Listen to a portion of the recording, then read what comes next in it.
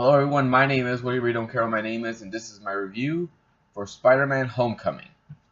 Okay, so this movie, I think everyone can safely say they've been looking forward to watching. I mean, ever since they saw this version of Spider-Man, this third incarnation of Spider-Man in Civil War, they've been looking forward to seeing him in his own solo movie. And we finally got it, and it was a lot of fun. This is the sixth Spider-Man movie that we got on the big screen, and I gotta say, this was probably one of my favorite of the other Spider-Man movies, and they did a very good job. They did a fantastic job of making this Spider-Man movie.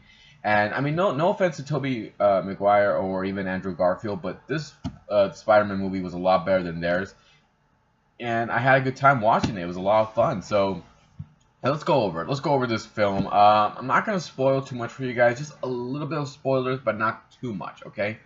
So, if you saw the trailer, then you know what the story is about. The story is Spider-Man is not an origin story. This is taking place a few months after Civil War. This is after Spider-Man's already a hero and everything. Well, not a big hero. He is known, but he's not known too much. He's just known on the internet. And so, he is now given the suit by Tony Stark. He now uses it to try helping people, trying to break out, trying to get some recognition from Tony, trying to prove that he can be part of the Avengers, and feels like he can do more things. He can do more hero work, and doesn't have to worry about school or anything, because he feels that, I'm a hero and everything, and I'm already smart, so why should I go to school? So we have all that going on, while at the same time we have the other story focused on our villain as well, who is trying to provide for his family. He's stealing alien technology, using them as combining them with their technology to be sold as weapons, so they can sell it to other criminals and make money off of that. And of course, it later comes to blow between Spider-Man and the Vulture, and they have to fight.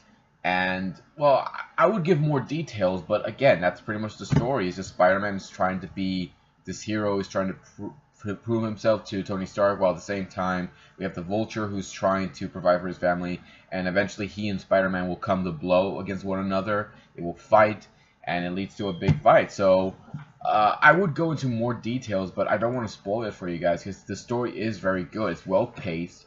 It's very nice to see we're not doing another origin story. I don't think we can handle another origin story where we see Uncle Ben get killed. Oh, by the way, we don't even get any mentions of Uncle Ben. I mean, there is some mention of, Peter, what he went through, but the name Uncle Ben is not mentioned in all this, and I don't know, I'm just kind of ashamed about that, but I still thought this was not bad. I still liked it.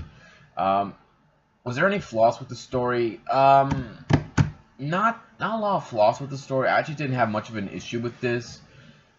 Maybe with the love interest a little bit, but yeah, other than that, still not a bad story, so I didn't mind it at all. I thought it was very good. Okay, well, what about the characters? How did they all do?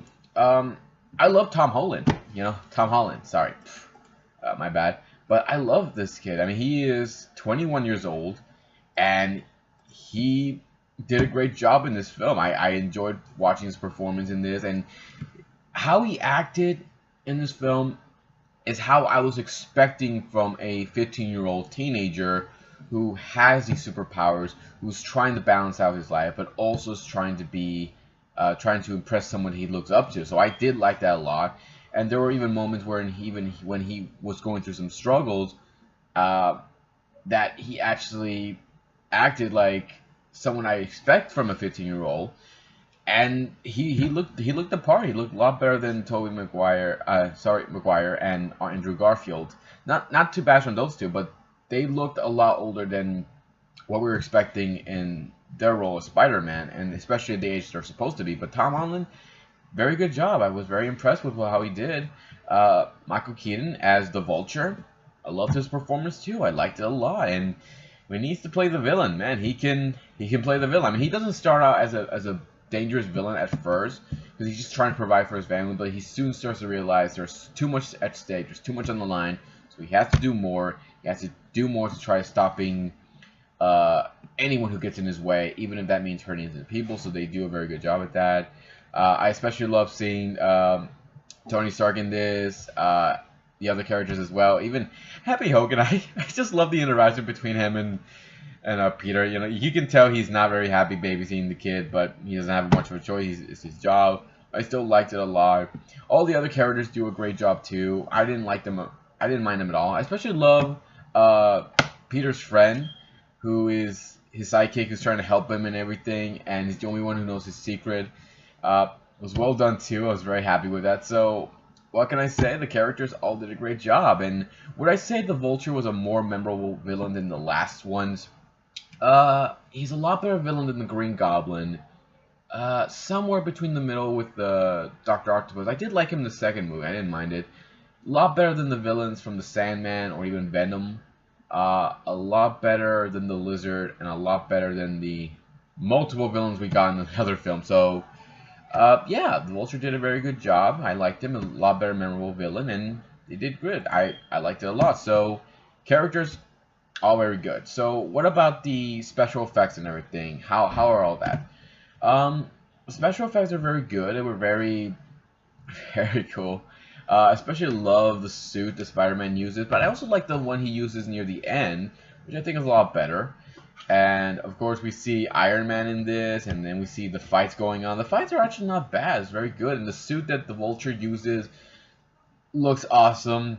Pretty cool, and that's definitely what I was expecting for the Vulture, because if you've seen from the comics or even the anime series, it doesn't look very intimidating if you put it on the big screen. So this version, I liked it a lot. It was very good. It was very intimidating looking, and wouldn't mind trying something like that. So, what can I say?